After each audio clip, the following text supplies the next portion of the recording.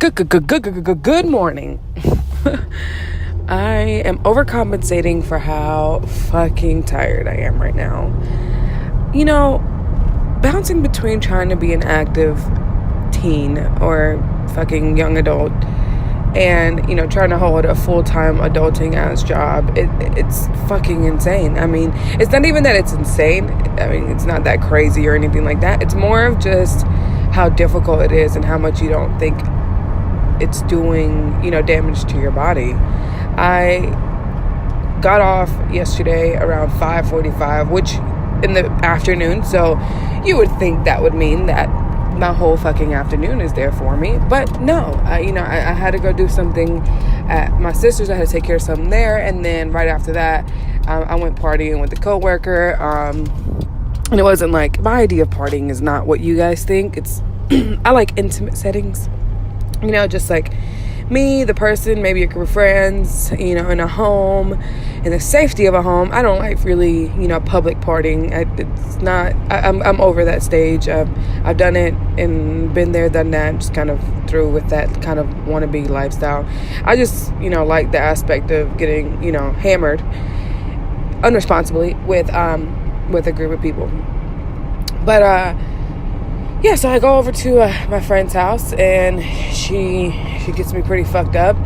We try something new. It's called coquito, which is apparently this Puerto Rican based drink that is kind of like horchata with alcohol in it, and I didn't know how I felt about it, but it was super good. I think it's more comparable to eggnog, honestly, but the Spanish version of it, I guess. It wasn't bad at all. I mean, it had a nice little kick in it, and it had some rum, which usually I fucking hate. I despise rum. But, as a natural born starting off alcoholic, you just drink what the fuck you got, and then you just deal with that. But, I get home like around 12, about 12, 1. No, actually, I got home at about 1 in the morning, and I had to be at work at 10. I'm literally on the way to work right now, running hella late behind this bullshit ass truck, and it's a hard lifestyle. I did not want to get up today, and matter of fact, yesterday was not, first of all, let's just forgo that, was not my fault. Actually it was. Fuck that. At least take responsibility, Karla. No, seriously, it wasn't. I've never done that before. It's not something that I would normally do. I'm usually a very responsible person when it comes to my work. I don't like to do that whole late shit all the time. It's just, to me, it's, like I said, back to yesterday's podcast, don't bite the hand that feeds you. So I pretty much don't ever, come to work late. And so yesterday, I closed at midnight the night before, first of all. So I didn't get home till about 1 in the morning. And then when I got home, of course, I was up. I was wide awake. I had just got off a shift. So it took me a while to get to sleep. And next thing you know, I'm sleeping through my 6 a.m. alarm because I had to be back at work at 7:45, and I woke up at 7:51. And having to be at work at 7:45, I had the, that panic attack you had in school in the summertime where you just woke up and thought you were late for school. Yeah, that was me, but it didn't turn out that it was summer and I didn't have to go to work. I did have to go to work, and panic was in full effect. So yeah, if it was a great way to jumpstart my morning with a semi-heart attack. Jesus, the cough is real today. And today, now, I'm doing this shit again. Maybe I gotta fucking rethink my life choices. Maybe I gotta rethink this entire decision of podcast. I mean, listening through yesterday's, oh my God, I was cringe city, man. I sat there and I was just like, how many grammatical errors are you going to make in one motherfucking 34-minute period? I'm usually pretty articulate in my head. I guess everyone is. But I always feel like I can put into thoughts better than I can put into words certain theories or certain, ways of thinking, and, not trying to be fucking over intellectual or any bullshit like that, but it's just more of I usually can find the words how to describe my feelings and all that, but I just feel like I could not come up with anything yesterday. It just was, I guess it's just nerve-wracking talking to yourself. And I just lulled so fucking hard looking at, not looking, of course, but listening to myself. And I'm actually past the stage of not liking my own voice. I dig my own voice. Voice crack. But I do dig my own voice. Not as in like, I'm overly into my voice, but I don't cringe when I hear my own voice. Just put it that way, because I know a lot of people do. And I have a deep voice. I do. Long pause for no fucking reason. But seriously, I have a pretty deep voice, and I sat listening to myself is just so funny. I just sound like a dude pretending to be a girl talking about shit in the worst way. And it was hilarious, honestly. It was the fucking funniest thing in the world. And honestly, I think the reason why I'm so shitty at kind of articulating certain words is because of, whenever I was growing up, Spanish was my first language.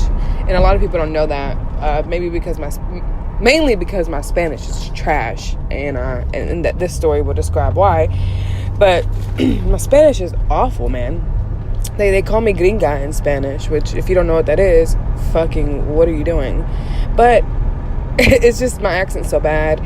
But growing up, that was my first language. It was Spanish, and that's all I knew. That's all we talked around the home. And my parents were super, super traditional, so it wasn't like, they were speaking English to me.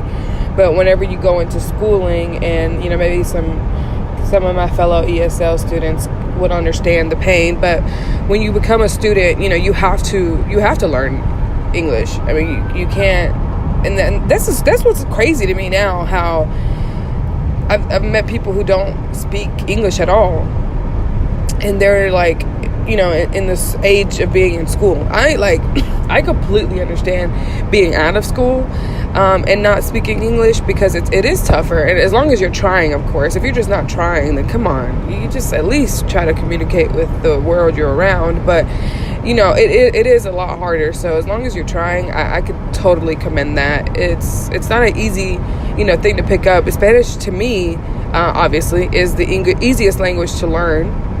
We don't have as many, we don't have complicated alphabets. The most complicated thing we have really is the accent mark over, certain letters, like the A's and the O's and the masculine and the feminine. But there's not much complications to it when it comes to other languages that I've tried to learn, and I'm just like, fuck this, dude. It's not 100% the easiest thing. So, don't feel bad if you're just not picking up on Spanish. But anyway, the point is, Spanish was my first language. I went to school, and they put me in an ESL course. And the ESL course, as I remember it, which really holds no weight because I barely remember shit, but my ESL teacher, I just remember her being so nice. I mean, she was the first adult out of my home that I actually liked. I hated all my teachers. I hated everybody around me, and mainly because I was getting bullied at that age. But it just was a very bad time in my life, and she was the light of it, I guess you can say. And I remember it wasn't like any other ESL class, and maybe it's just me thinking that we're special and rare, and she had some special fucking treatment for us. But I remember her taking us to a college, and we had to do a performance dressed up as clowns, which, thinking back at it now, no wonder I'm fucking terrified. I was terrified of clowns. But they made us dress up as clowns, and then we all got on the stage, and there was the ROTC students, and there was some weirdness, it's just a bunch of fucking people at the college, which I guess were the the people who actually are in school. But back then, I was small, so I didn't understand the concept of who the fuck these people were. I'm thinking we're fucking famous clown, traveling clown act that goes around and does this shit. Because I think we did it at two schools, if I'm not mistaken. No, I think it was just one school. Either way, we did this whole performance, and I just remember how memorable it was to me. because I remember I stood up all night trying to practice my lines. And my line, which we were all in a circle, and each of us had a specific item from a clown. One was a tie, one was a nose, one was a hat. And we each had to go up one by one to the mic and kind of say, "This is my blah, blah, blah." And it was 4 or 5 words, tops. I mean, it wasn't complicated, but I felt like it was my Julia Roberts moment. I remember staying up all night practicing my lines in the mirror and just thinking like, all right, I gotta nail this. I gotta fucking nail this.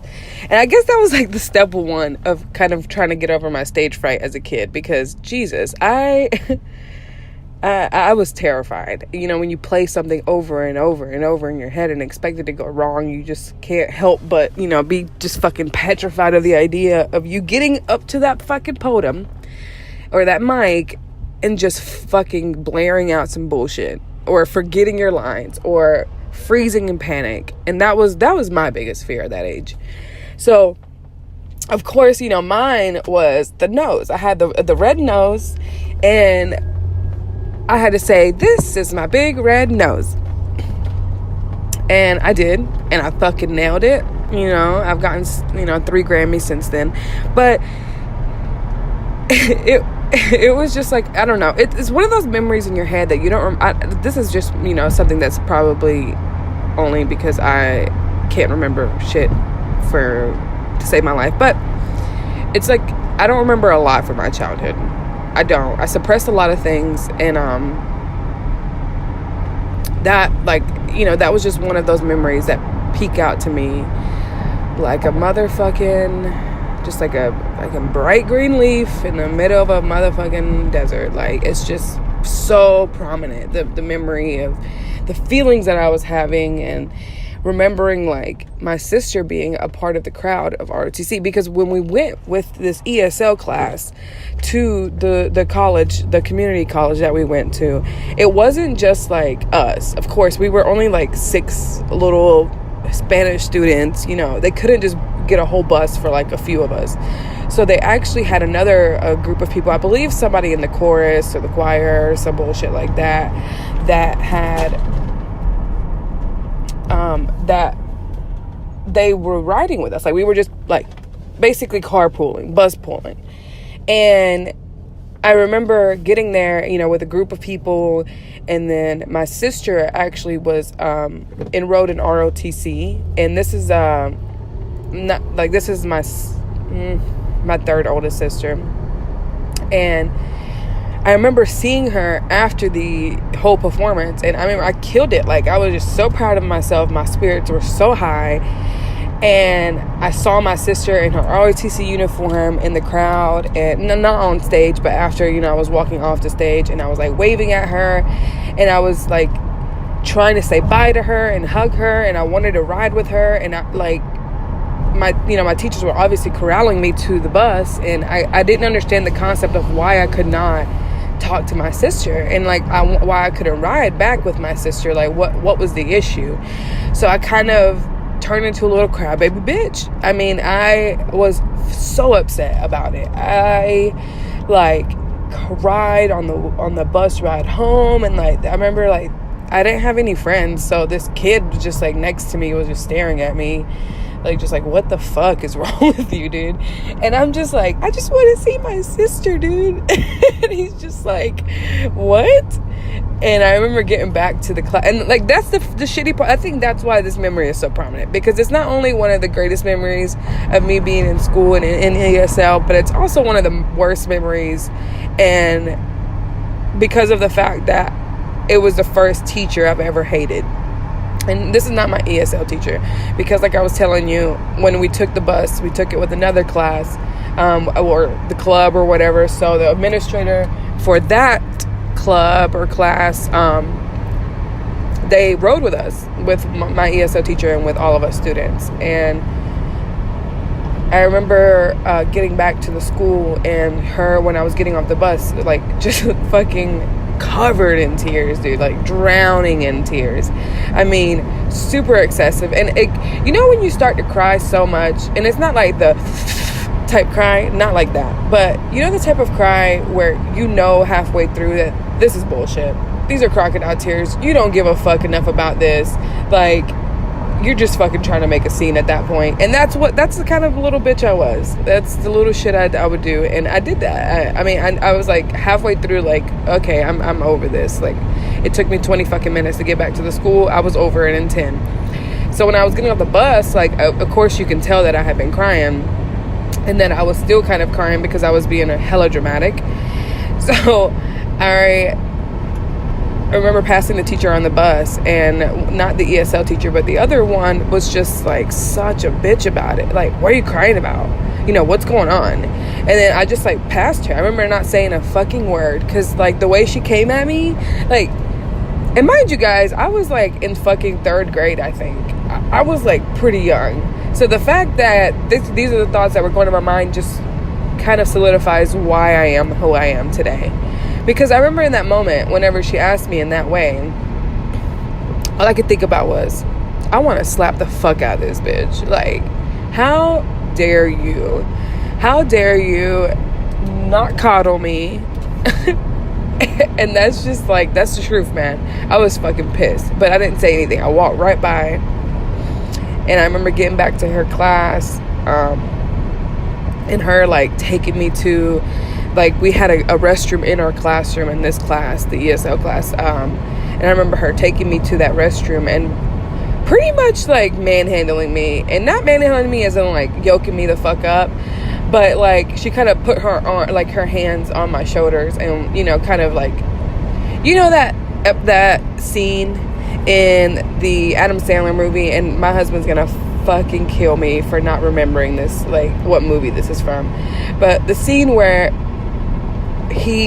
Adam Sandler is like not the millionaire, but I believe he's the millionaire who has to go back to school or whatever, and he sees one of the little, you know, fat boys in the hallway, and he like grabs his shoulders and he's like, cherish it, never leave, never go to high school, or I can't even fucking remember the line, but that was the moment that that fucking teacher did to me. Like, she did that and was just like, why, stop crying. But the funniest thing about the entire story is not that I got yoked up by a teacher or that I nailed my performance, but the fact that my sister lived in the same house as me. I mean, a matter of fact, that motherfucking performance was like at 1. Like, we got back to the school around 1, like 2 o'clock, 2:30. Like, literally in less than 20 fucking minutes, I would have been home and seen her.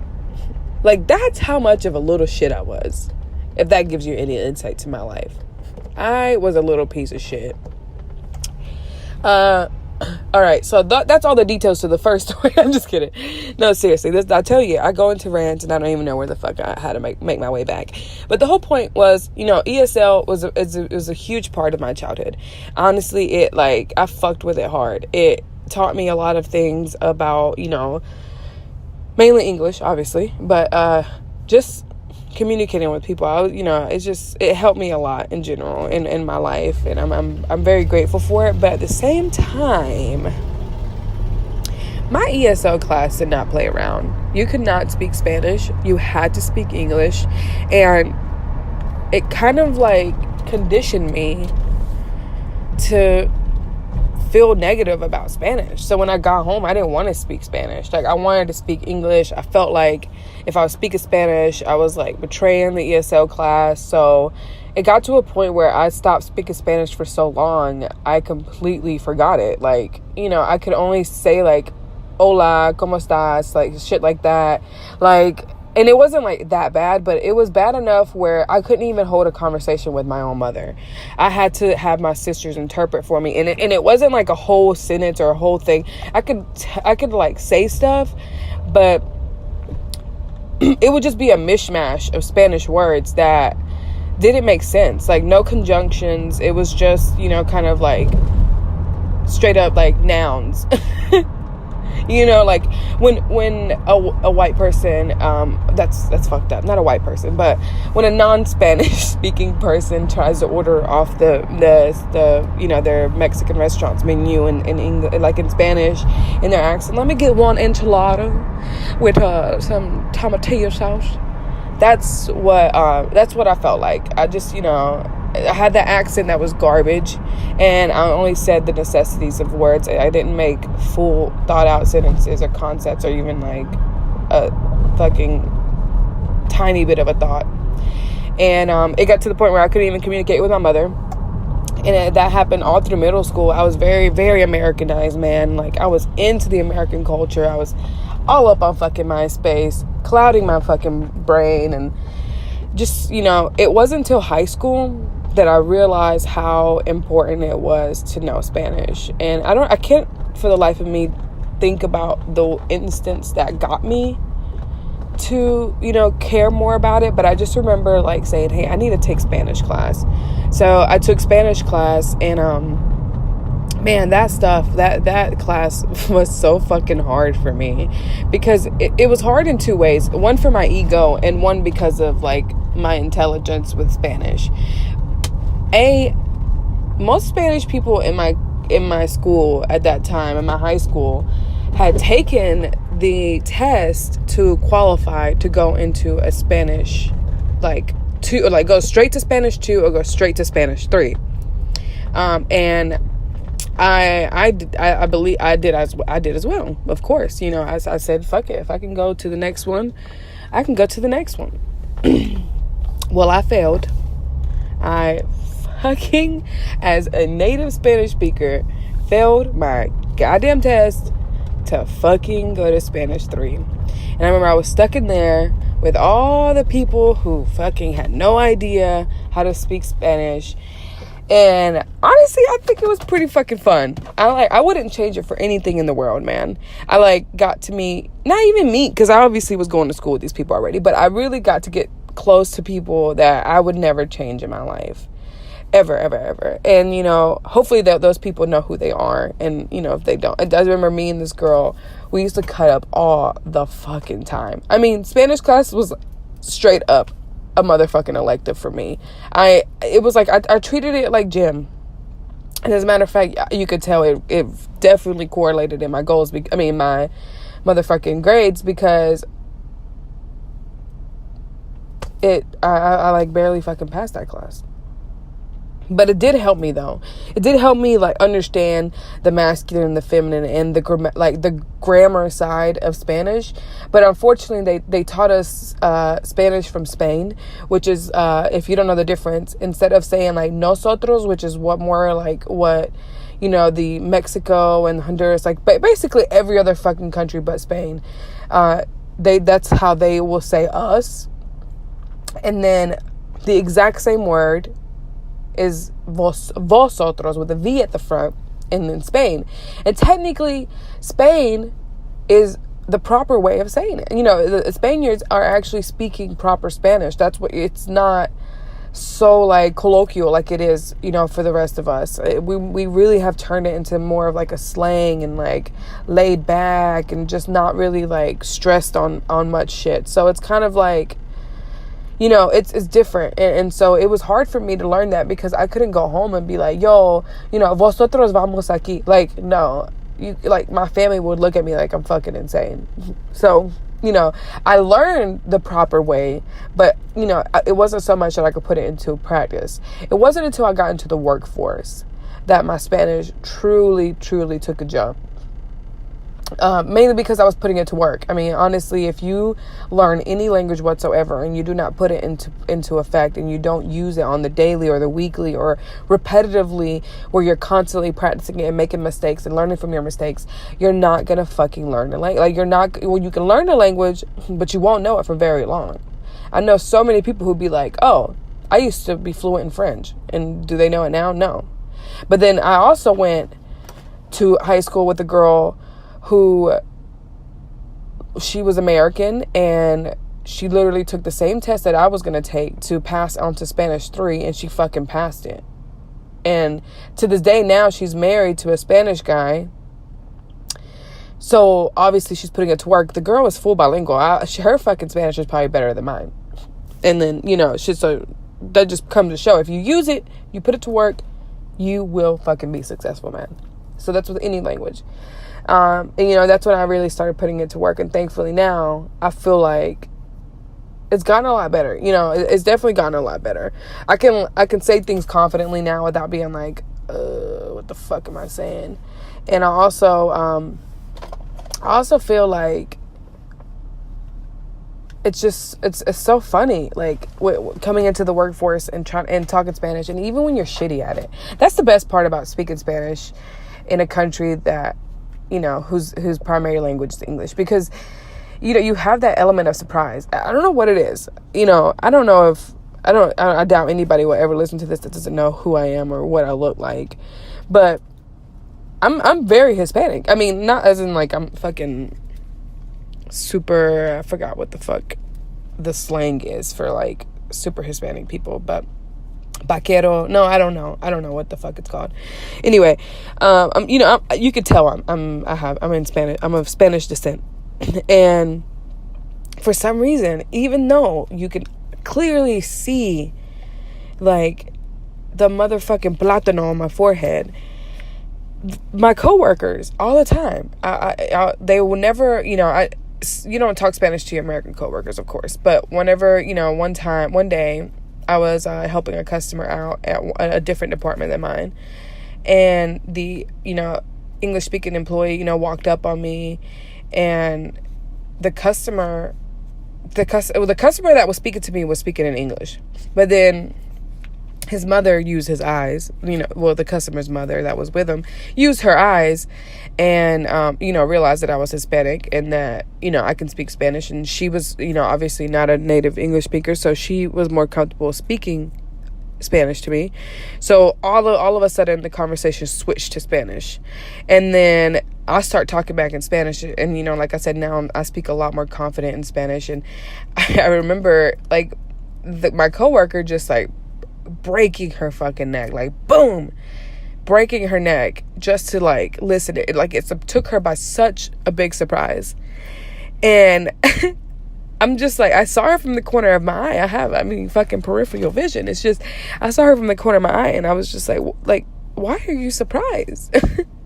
You don't even know what I'm saying. It's not like you're surprised that that my Spanish accent is getting better, or not, like she doesn't know me like that. It was just that she was genuinely like, it took her by, like, she's not used to it, I guess. Not used to being so close to that, which is bizarre to me. But the best part is, my grammar can be shit, and she would never even know. Never even know. Hispanics are fucking ruthless. Fucking ruthless when it comes to that shit, man. Like, I've been made fun of, and like right in my face. They'll just be like, they'll say, and Hispanics never make fun of you directly. They'll never be like, wow, your Spanish is shit. They'll make fun of you in the most sarcastic way, and in a way to like make you feel like absolute horseshit. They'll just be like, I see somebody's been in the States too long. Bitch, all my life. What the fuck you mean? Yes, the fuck I have. Is that supposed to be a negative? No, bitch. I can still fucking sit. Like, I just sat here and fucking talked to you for a goddamn hour, fucking explaining to you the situation. Yeah, it was bad, but did you fucking get the information? Did you digest that shit? Yes. So shut the fuck up. Jesus. I don't get it, It's just like, why be a smart ass? And especially your family. Oh, these fucking assholes in your family. They have the funniest comments to make. And you're just like, fuck off. Do you even have a job? Like, what the fuck are you doing with your life? Don't fucking sit there and judge my fucking accent, you fucking asshole. And this is a prime example of conversations that I have in my head that piss me the fuck off. Oh my God. I was supposed to be at work at 10. It is now 10:10. This podcast has run over too long. So I'm going to end it there. I think that was a good stopping point. Not really, but yeah. Well, have a great rest of your Friday. And I might make one of these tomorrow. I might not. I don't know. It's going to be whatever floats my boat at this point. But I hope you enjoyed. And peace and blessings.